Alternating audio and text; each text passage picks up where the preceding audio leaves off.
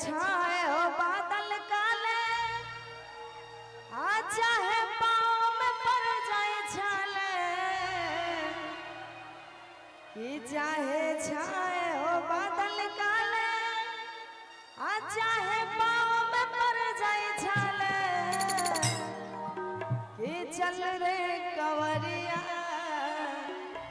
शिव के धाम, चल रे कंवरिया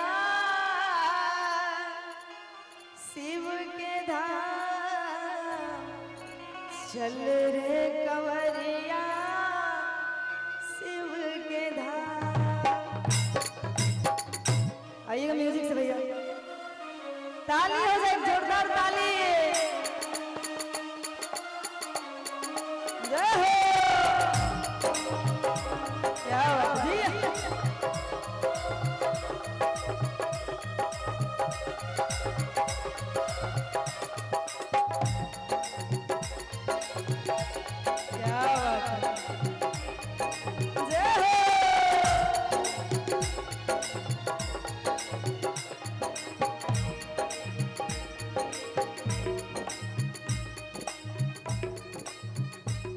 चाहे छाए हो बादल काले, चाहे पाँव में पड़ जाए छाले,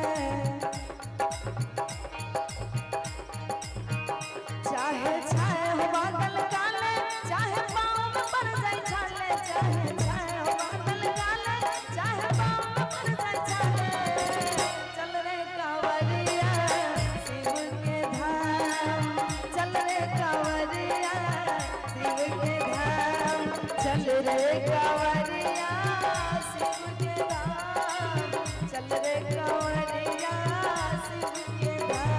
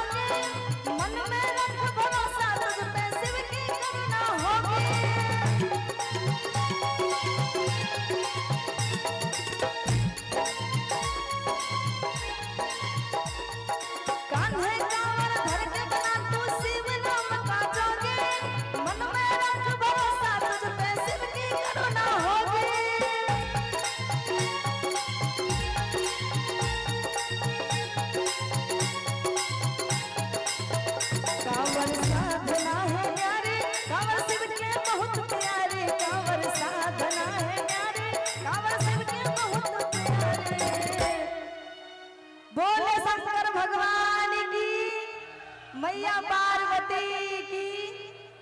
और सावन में बोल बोल कौन कौन गया है? कौन कौन गया है बाबा के दरबार में दर्शन करने कांवर लेके? अरे इधर से कोई नहीं गया है? जो जो गया हाथ उठा लीजिए। अरे इधर से कौन कौन गया है बाबा के दरबार में? हम तो गए हैं 10 दिन रह के आए हैं इस बार। आप लोग क्या दिन में आए हैं बाबा के दरबार से? कितने दिन में आए हैं? 1 दिन में, 8 दिन में, 2 दिन में। बहुत बहुत धन्यवाद आपको। और सभी आदमी ताली के साथ कहना है कि चल रे कंवरिया शिव के धाम, चल रे कंवरिया शिव के धाम, चल रे कंवरिया शिव के धाम। जय हो।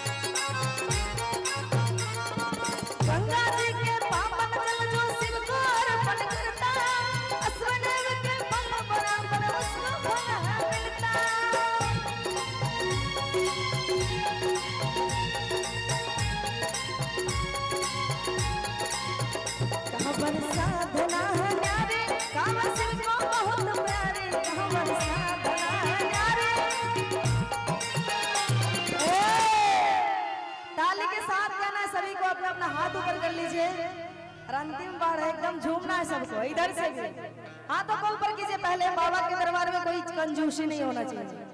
अपने अपने लिए हाथ उठा लीजिए और कहना है चल रे कांवरिया शिव के धाम, चल रे कांवरिया शिव के धाम, चल रे कांवरिया शिव के धाम, चल रे कांवरिया शिव के धाम। चाहे चाहे हो बादल काले, चाहे पाँव में पत्थर काले, चाहे चाहे हो बादल काले, चल रे कांवरिया शिव के धाम, चल रे कांवरिया शिव के धाम, चल रे कांवरिया शिव के धाम, चल रे कांवरिया शिव के धाम, चल रे कांवरिया